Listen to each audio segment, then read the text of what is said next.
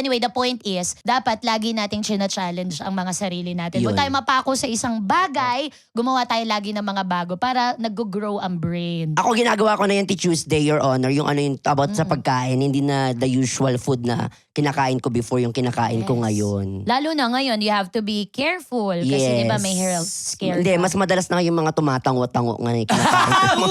Sige nga. Take us through that tango-tango, ha? That experience. No, I mean, the day that it happened to you. Tapos may realization ka, nako, hindi na balanse. Puro na lang ako work.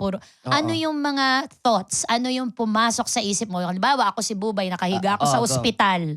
Anong naisip mo nun? Siguro, more on fear.